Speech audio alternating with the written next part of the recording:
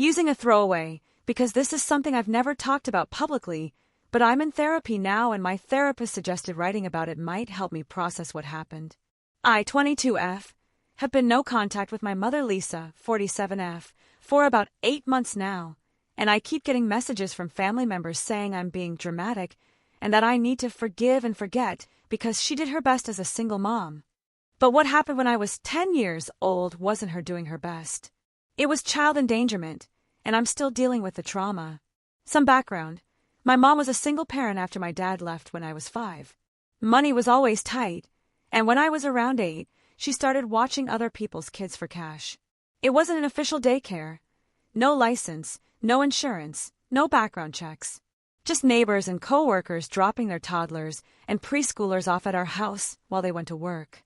At first, it was just 1 or 2 kids, and Mom would actually supervise them. But as word spread, she started taking on more and more kids because she needed the money. By the time I was 10, she was regularly watching 6 kids between the ages of 2 and 5, charging $25 per kid per day. Here's where it gets fucked up. Mom would leave me alone with all 6 kids while she ran errands. And by errands, I mean going to get her nails done, meeting friends for lunch, or just driving around because she needed a break from all the screaming. I was 10 years old. 10. Watching 6 toddlers and preschoolers by myself for hours at a time. She would lock all of us in our finished basement, which she had set up as a play area with some toys, a TV, and a mini fridge with snacks. She'd tell me I was in charge and give me this whole speech about being responsible and mature for my age. She'd lock the basement door from the outside for safety so the kids couldn't wander around the house and get hurt.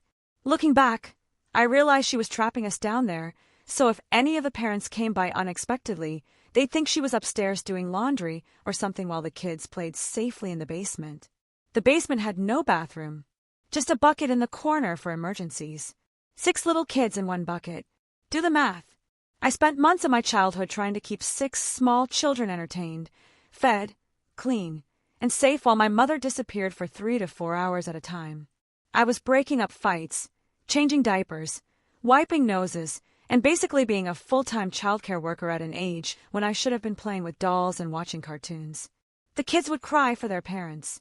They'd have accidents. They'd fight over toys. And I was supposed to handle all of it by myself because I was such a responsible big girl. I developed anxiety and insomnia. I was constantly terrified that something would happen to one of the kids on my watch. I stopped doing well in school because I was exhausted and stressed all the time. But whenever I tried to tell my mom I didn't want to watch the kids anymore, she guilt-tripped me about how we needed the money and how I was the only person she could count on. Then came the day that still gives me nightmares. It was a Tuesday in October. Mom had all 6 kids that day.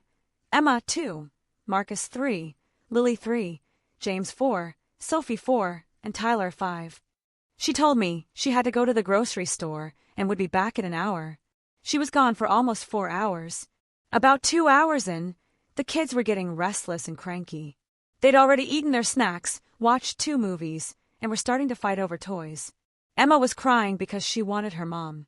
Marcus had wet himself, and I was trying to clean him up with the limited supplies we had down there.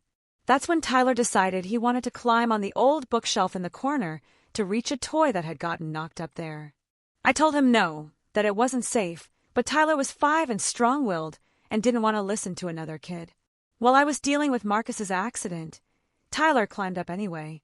The bookshelf wasn't secured to the wall. It tipped over. Tyler fell backward, and the shelf came down on top of him. He started screaming, not crying, screaming, and I could see his arm was bent in a way that arm shouldn't bend. The other kids started panicking and crying. I was 10 years old, trapped in a basement with a seriously injured child and 5 other terrified toddlers, and I had no way to call for help. I tried to lift the bookshelf off Tyler, but it was too heavy. I managed to push it enough to free him, but his arm was clearly broken, and he was going into shock. He kept saying, "I want my mommy," over and over while I tried to comfort him and keep the other kids calm. I banged on the locked basement door, screaming for my mom, but obviously she wasn't there. I had no phone, no way to contact anyone. All I could do was wait and try to keep Tyler conscious and calm. When my mom finally came home, she found us like that, Tyler injured and semi-conscious, me crying and covered in his blood, and 5 other kids traumatized and sobbing. Instead of immediately calling 911 or Tyler's parents, you know what she did first? She yelled at me. "What did you do, Riley? I left you in charge for a few hours, and you let a child get seriously hurt. How could you be so irresponsible?" While Tyler was literally bleeding and possibly concussing on our basement floor, my mother spent 5 minutes screaming at me about how I'd ruined everything and how his parents were going to sue us for everything we have. Only after her little tantrum did she finally call Tyler's parents and 911. When Tyler's mom arrived and saw her son injured, she was understandably hysterical. And my mother, instead of taking responsibility for leaving 6 small children unsupervised with a 10-year-old, threw me under the bus completely. "I'm so sorry, Jennifer. I just ran to the store quickly and left Riley watching the kids. She's usually so responsible, but I guess she wasn't paying attention. Kids can be so careless sometimes." She made it sound like I was the babysitter who had failed to do my job properly. Not like I was a 10-year-old child who had been put in an impossible and dangerous situation by an irresponsible adult. Tyler's parents were furious at me. They kept asking me why I hadn't been watching him properly, why I'd let him climb on furniture, why I hadn't called for help sooner. And my mom just stood there letting them blame me for everything. The paramedics took Tyler to the hospital, broken arm and mild concussion. He was okay, thank God. And the other parents came to pick up their kids. Several of them heard about what happened and were horrified. That's when the real shit hit the fan. One of the parents called Child Protective Services. 2 days later, a social worker showed up at our house to investigate reports of inadequate child supervision and child endangerment. And my mother, she tried to blame everything on me again.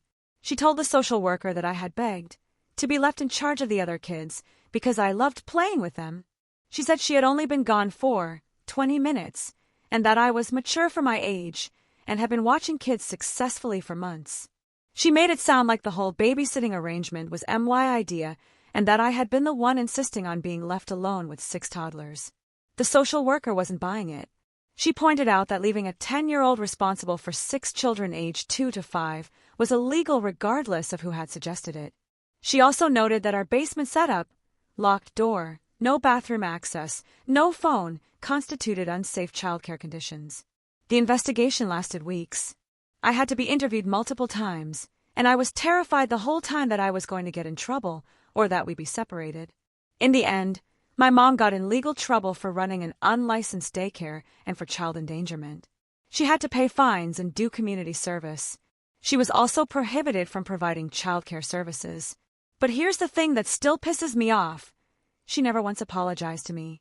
Not once. Instead, she spent the entire time acting like I had betrayed her by telling lies to the social worker. She was furious that her little money-making scheme had been shut down, and somehow it was all my fault for not being responsible enough. Tyler's parents ended up not pressing charges against us personally, but they did sue for medical expenses.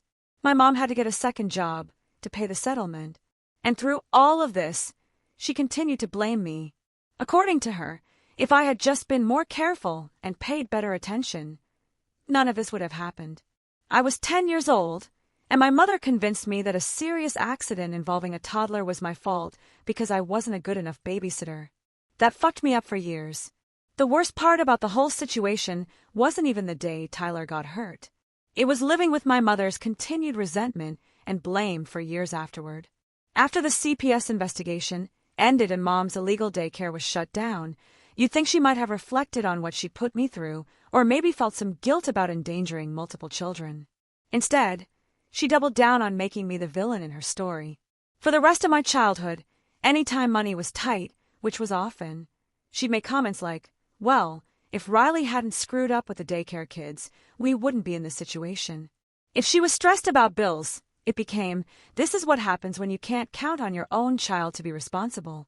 She genuinely convinced herself that the problem wasn't that she'd left a 10-year-old alone with 6 toddlers for hours at a time. The problem was that I wasn't mature enough to handle the simple task she'd given me. I started seeing the school counselor in 6th grade because I was having panic attacks and couldn't sleep. Whenever adults asked me to help with younger kids or babysit, I'd have complete meltdowns. I felt like I was dangerous like I couldn't be trusted around small children. The school counselor figured out pretty quickly that I was dealing with some kind of trauma, but every time she suggested my mom come in for a meeting, Mom would make excuses. Riley's just dramatic. She's always been overly sensitive. When I was 13, my mom started dating this guy Derek who had 2 little kids of his own. And guess what she expected me to do when he brought them over for visits? Yep. Watch them. You're older now, Riley. You've learned from your mistakes. Just keep them entertained while Derek and I watch a movie. I refused. Flat out refused. And my mom lost her shit. You're being selfish and immature. These kids need supervision, and you're the only one available. Stop being such a baby about what happened with Tyler. That was years ago. When I tried to explain that I wasn't comfortable being responsible for other people's children, she called me lazy and irresponsible and said I was using the Tyler incident as an excuse to get out of helping the family. The Tyler incident. Like it was some minor mishap instead of a traumatic experience that had involved a seriously injured child and a CPS investigation. Derek and my mom dated for about 2 years, and the entire time, she kept pushing me to babysit his kids. When I continued to refuse, she started telling him and other people that I was difficult and had behavioral problems. I moved out the day I turned 18. I got a job, enrolled in community college, and rented a tiny studio apartment that I could barely afford. It wasn't much, but it was mine, and no one could force me to be responsible for other people's children. My mom was furious. She'd been counting on me to help with rent and bills after graduation. She couldn't understand why I was abandoning her when she needed me most. For a few years, we maintained a relationship where I'd visit on holidays and birthdays, but it was always tense. She'd make passive-aggressive comments about how I'd turned my back on family and how I was ungrateful for everything she'd sacrificed for me. The breaking point came last year during Christmas dinner. My cousin Sarah, 16F, was there with her baby daughter. Sarah is a teen mom who's been struggling, and my aunt and uncle were trying to be supportive. At some point during the evening, my mom volunteered me to babysit while the adults went out for drinks. Riley's great with kids, she announced. She's been helping with childcare since she was little.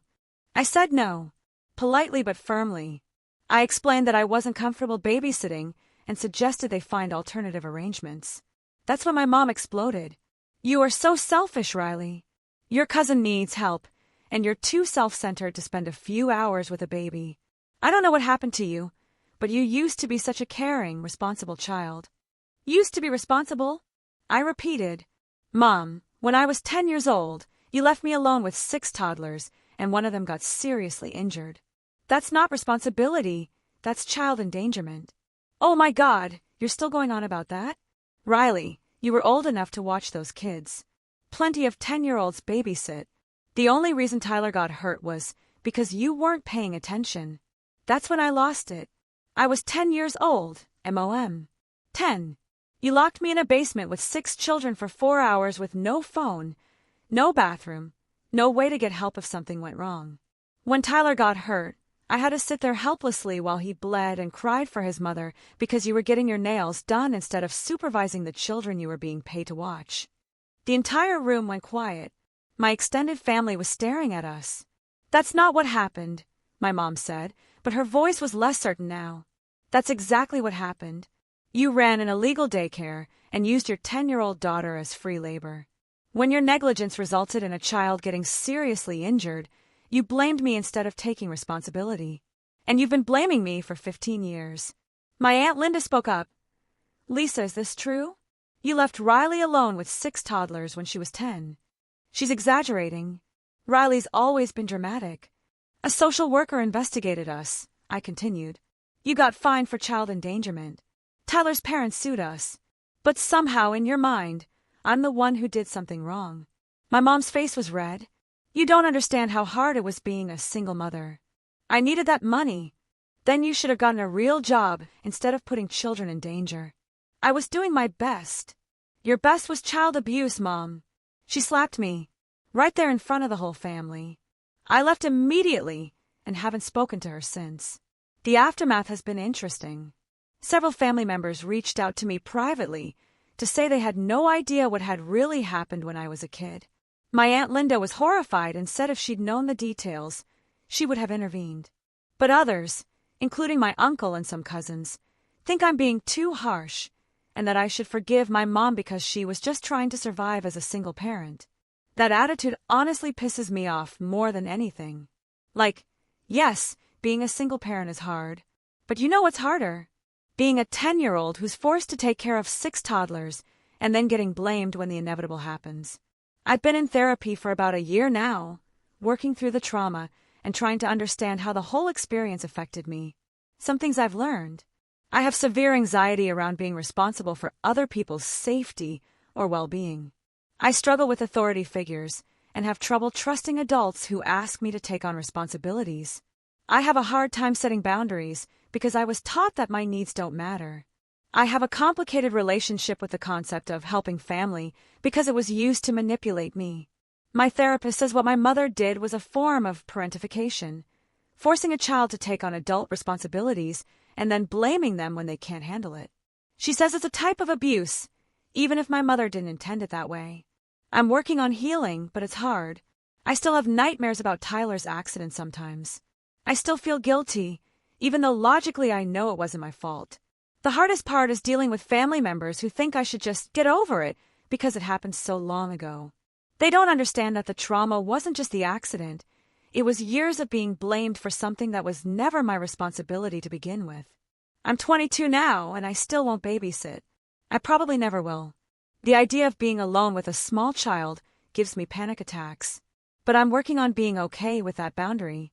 Recently, my mom has been reaching out through other family members, saying she wants to make things right and that she misses me. But she still hasn't actually apologized or acknowledged that what she did was wrong.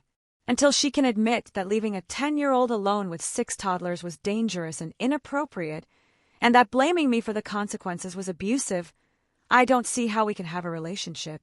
Some people think I'm being stubborn, but I've learned that I can't heal while someone is still actively hurting me. And being told that a traumatic experience was my fault is still actively hurtful, even 15 years later. Update. Since posting this, I've gotten a lot of messages from people who experienced similar parentification as children. It's been both comforting and heartbreaking to know I'm not alone, but also awful to realize how common this type of abuse is. To anyone who went through something similar, it wasn't your fault. Children are not supposed to be responsible for other children's safety. Adults who put kids in those situations are the ones who failed, not the kids who couldn't handle impossible circumstances. TLDR, my mom used me as free childcare from age 8 to 10, leaving me alone with up to 6 toddlers at a time. When one got seriously injured on my watch, she blamed me instead of taking responsibility for her neglect. I went no contact after she slapped me for calling out her abusive behavior, and I'm in therapy working through the trauma.